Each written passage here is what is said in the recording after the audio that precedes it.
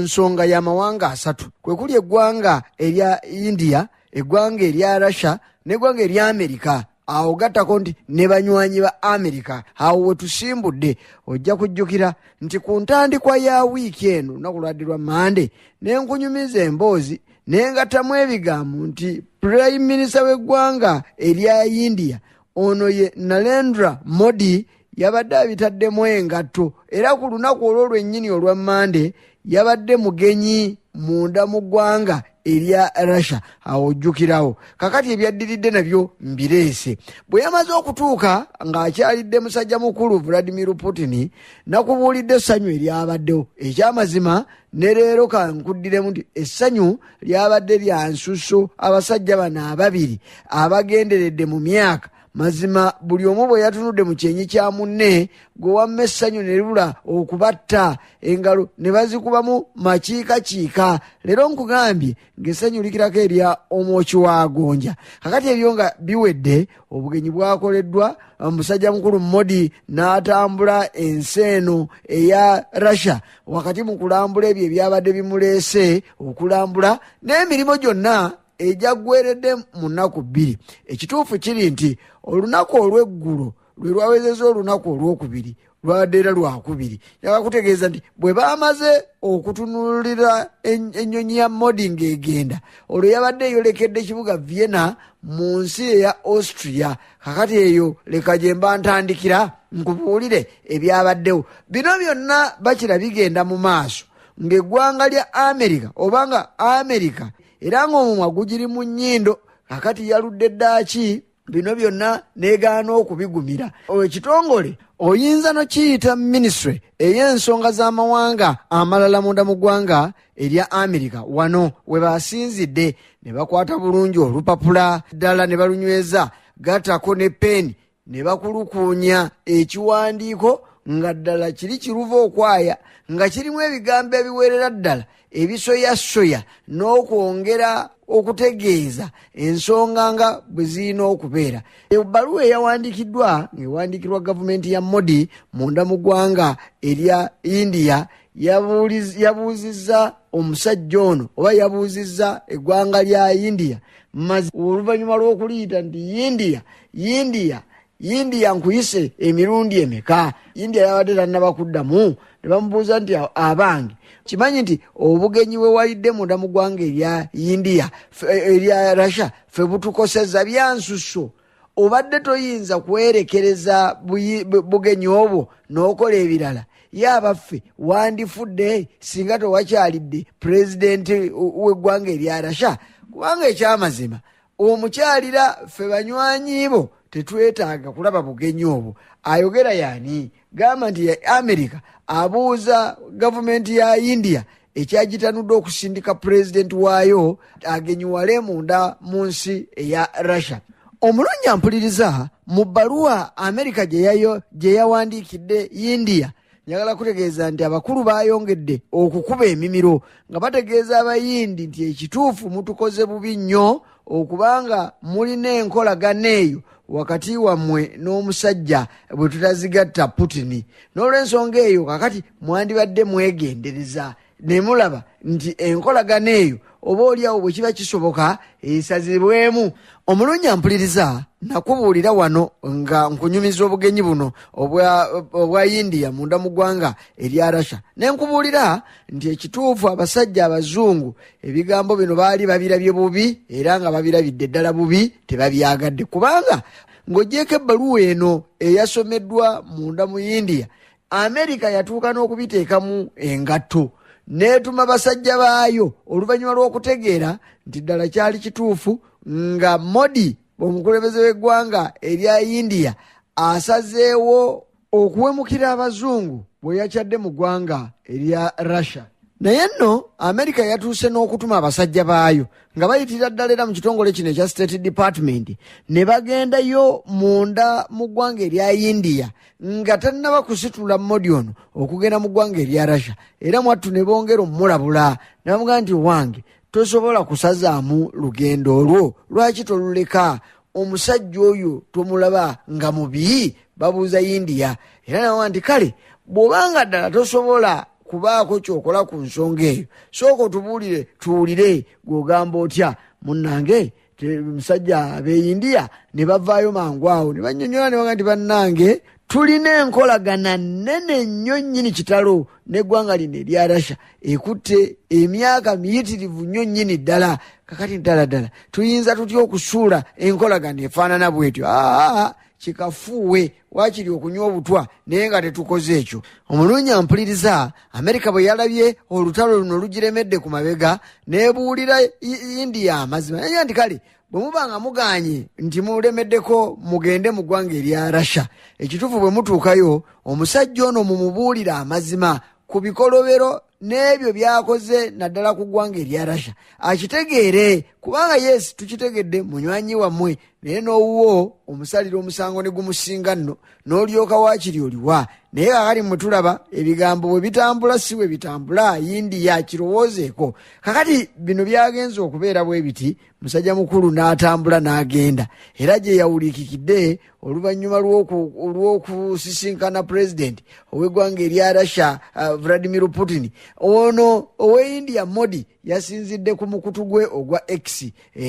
Awo we yasinzidde nagandi olusisinkana luno kkula amalungi lwe tusisinkanyemu n'omukulembeze w'eggwanga erya Russia ekyamazima lunnantalabika ddala bikuuno byennyini bye bigenda okuva mu nteekateeka eno. Kyokka era Modi n'annyonnyola wakati mu bubaka bwe yatadde ku mukutu gwe gwa X naga nti abange muyinza okwewuunya ne mulowooza nti kiki ekiriwo. Guno omukago gwaffe eno enteekateeka yaffe omukwano laavu gye tuyina ku ggwanga erya Russia tetandise leero, byatandika dda. Ojja kujjukira gwe omulungi ampuliriza mu mulembe guli ogwa Cold War oluvannyuma lwa ssematalo owokubiri okuggwa, enkolagana wakati wa India n'eggwanga erya Russia yatojjera n'etambulira ddala bulungi n'okutuusa olwaliro. Kakati bano abayindi bwe beegattibwako Abarussia babuulira Abamerika ne baga nti bino binene nnyo ku mmwe, temujja kubisobola, musooke mutuveeko ffe twegiriise tulyoke tulabe kasita nammwe tetubakyaye. India bw'atyo bwayogera. Jjukira nakunyumizizza wano nti ensonga zino ogenda okutuuka wano gye buvuddeko emabega wiikisi nga 2 omukago ogwa G7 ogukulemberwamu eggwanga erya Amerika, mulimu eggwanga erya Canada, mulimu eggwanga erya Japan, mulimu eggwanga erya Bungereza, Bufalansa ne Italy, kakati ne European Union nayo neemala etuulaawo. Oluvannyuma lw'okutuula munda mu ggwanga erya Italy bano baavaayo nga bateesezza, naye ng'ekikulu mu kyo ne India yaliwaawo nga waateeterera awamu nabo, era ebigambo ebyabaluma nga boogera ku ggwanga erya Russia ebibaluma ne leero India yabiwulirira ddala nnyo nnyini kitalo nga tewali naayinza kugamba nti naabyewakana. Kakati ebyo byonna mwanange ne byeyongereza ku bino Amerika mu kunoonya ensonga egatta olwaleero India n'eggwanga erya Russia, so nga ate neeno agwayo India ono. Kale nno kwe kulaba nno nga bajjeeyo bino byonna ebitambula bwe biti okukangatiisa n'okugezaako okuziyiza eggwanga lino erya India obuteetaba mu nkolagana n'eggwanga erya Russia. Mulungi ampuliriza, embeera eno ekujjukiza gye buvuddeko emabega katono yali gavumenti y'e Pakistan eyo eyali ekulemberwa musajja mukulu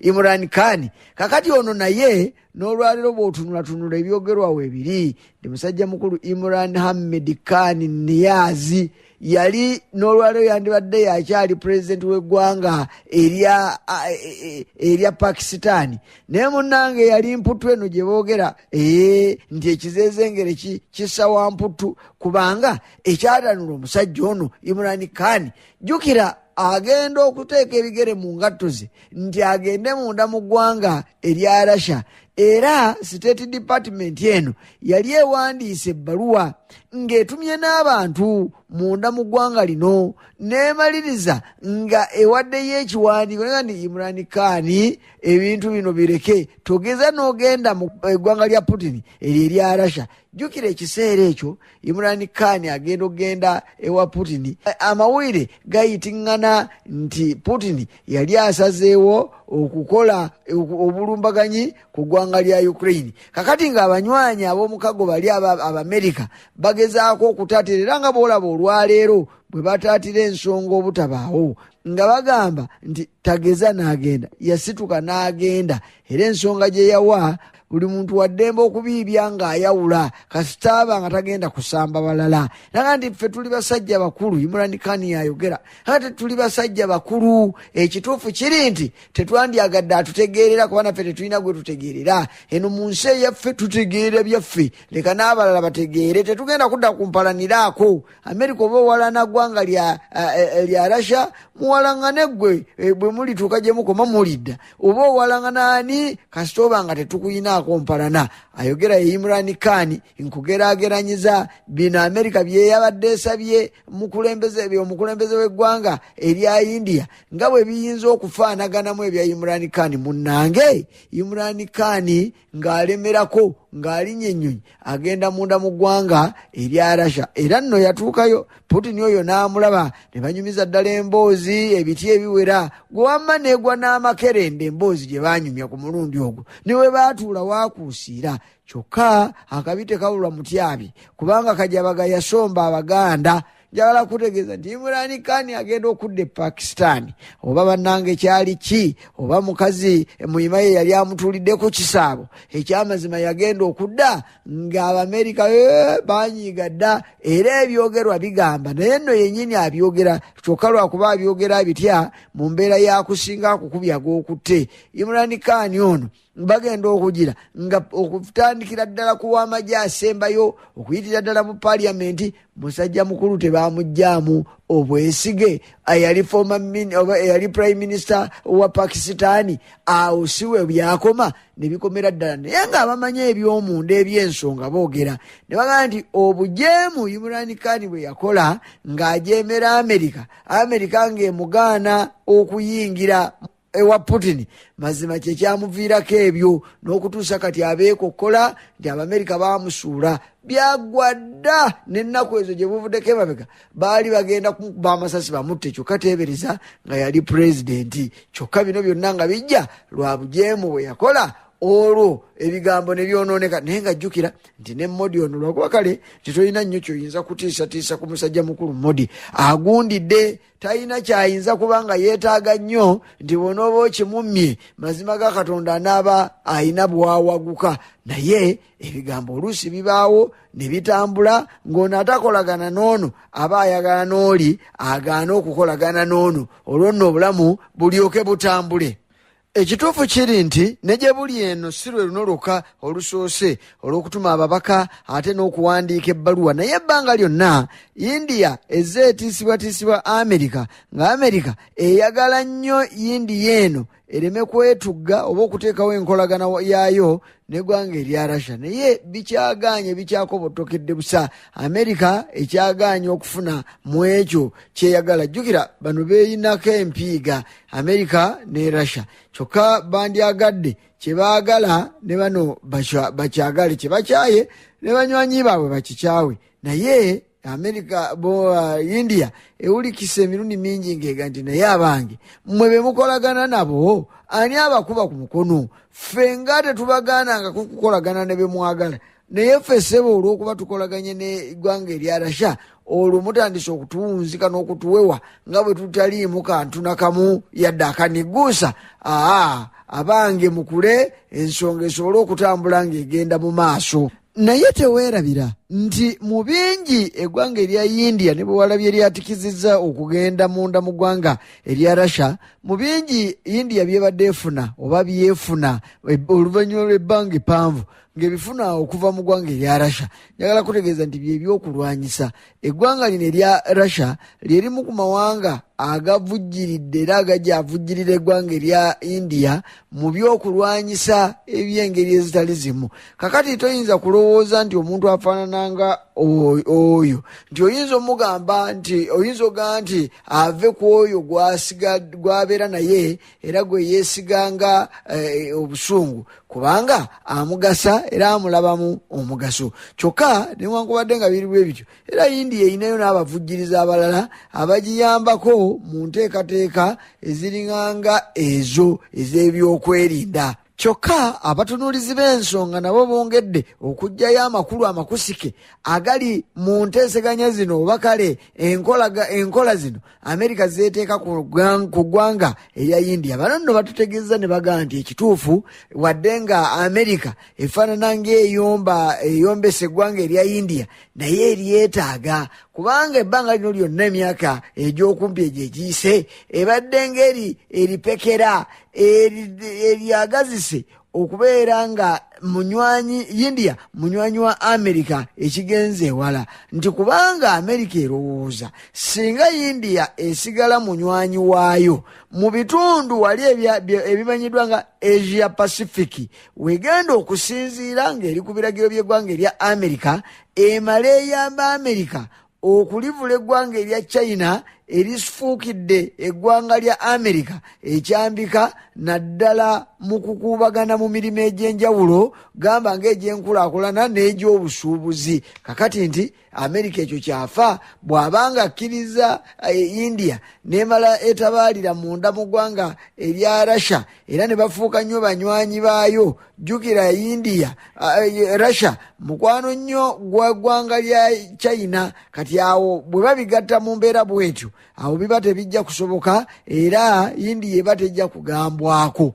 Kaakati nno omulungi ampuliriza ebya India nga tubitadde ku bbali awo, njagala twejjukanye nkubuulire nti nayogeddeko ku nsonga nti omukago gwa NATO gwabadde gugenda okutuula mu ggwanga erya Amerika, ekibuga ekikulu Washington DC eno gye baba basinziira okubaako ensonga ze boogera, ng'olukuŋŋaana luno lwa omukago gwa NATO gye bayita North Atlantic Treaty Organization NATO gwa mulundi gwa 75, naye wakati mu kuteekateeka gwatandise eggulu Lwakubiri, wakati mu nteekateeka ezabaddewo kyategeerekese nti ezimu ku nsonga ezabadde ez'okwogerwako zabadde za ggwanga lya Ukraine, era mpozi okufaananako entula za NATO ez'emirundi ebiri egiyise emabega. Babadde nnyo ku nsonga y'okwogera ku mukago ogwa NATO ate n'enkolagana yaagwo n'eggwanga erya Ukraine. Kakati n'olweggulo batandikidde ku nsonga y'emu eyo, naye jjukira nti bagenze okugenda okutuula mu mukago ogwo ng'eggwanga erya Russia lyabadde limaze okufuntula ne semafuntula yenna nga ligugumuddemu eggwanga erya Ukraine. Era mu mbeera eyo abantu abawererako ddala mu bibuga eby'enjawulo munda mu nsi eya Ukraine mwattu baafudde mu ngeri ey'ekifamuko. Bano aba NATO bagenze okutuula ng'ebyo bwe bityo bwe biri, kyokka era bwe babadde bagenda ababadde n'akasunguyira bangi baawulikise nga bagamba nti ku mulundi guno kyabadde kisalidde mu ntamu olw'ensonga nti babadde beeteefuteefu, era nga bangi ku bo baawulidde nga bagamba nti obuyambi obwa NATO eri eggwanga lya Ukraine tebukyayinza kwebeerwa, ate era ne Ukraine okwegatta ku ggwanga oba ku mukago ogwa NATO nakyo kyabadde kifuuse kya buwaze. Ensi yonna neekanula amaaso neegattako n'amatu nga n'ennyindo nayo kweri, balyoke balabe bawunyirize bategeere ensonga gye zinaggwera. Naye mwanattu ebikyasoose okwogerwa ku nsonga eno eya Ukraine okwegatta ku mukago ogwa NATO waakiri kale tebiri wala nnyo n'ebyo ebireeta essanyu, naye tebifaanana n'ebyo ebyagenze bisuubiddwa nti bano babadde mu ngeri ng'enderere bagambye nti Ukraine kabagikkirize nayo bagiddiremu nga Muteesa bwe yaddira mu b'obugulu obutono naga nti bonna bambale empale empanvu. Ne Ukraine yagenze etegedde nti bano bayinza okwogera ekigambo ekyo kubanga kyandibadde kya buwanguzi. Mazima ddala Ukraine n'emala egambibwa nti memba wa NATO tomanyi kiyinza kuddirira. Abantu abamu bafa ku njuyi zombi, ez'abaagala ate n'abataagaliza. Naye waakiri ebigambo ebyategeerekese musajja mukulu omuwi w'amagezi munda mu State House, munda mu White House, gwe bayita White House Advisor ye Jake Sullivan yayogeddeko n'aba NATO n'ensi yonna n'agitegeeza nti ekituufu kati bino bye baliko bave mu kwerimba, wabula kye bagenda okukola ng'omukago gwa NATO kwe kusindika omubaka wa NATO atuulire ddala mu kibuga Kievu eky'eggwanga erya Ukraine. Kino kijja kulaga nti Ukraine ne NATO tebali wala nnyo, tebalekanye. Olaba NATO inayo omubaka mulamba, ekitegeeza nti obuyambi okwanukula ebizibu bya Ukraine kuli kumpi nnyo awo n'omukago ogwa NATO. Kati nno kino kiryoke kijiyambe okulwana ng'omutima gugiri wamu ng'era ngumu bya kitalo. Hanno akagambo kana akasuza empisi ku lugo mwatuka abadde kalungi obwenkanidde awo, era omusajja omukulu Zelensky bwe yawulidde advisor Jake Sullivan naga nti kale nno wakiri batandise okwogera era bakyayogera, naye era tekyamuganye mu bimu bye yabadde ayagala okwongerako okwogera ate nga mutuufu, kubanga gwe ne bw'onoosindika memba wa NATO afuuke omugoberezi w'ensonga wakati wa NATO ne Ukraine, naye nga towaddeeyo Ukraine byewulira yeetaaga, era oba okobotokedde busa. Kale nno Zelensky kwe kuvaayo n'agenda ayogera n'abakulu nti bye basinga okwagala bye by'okulwanyisa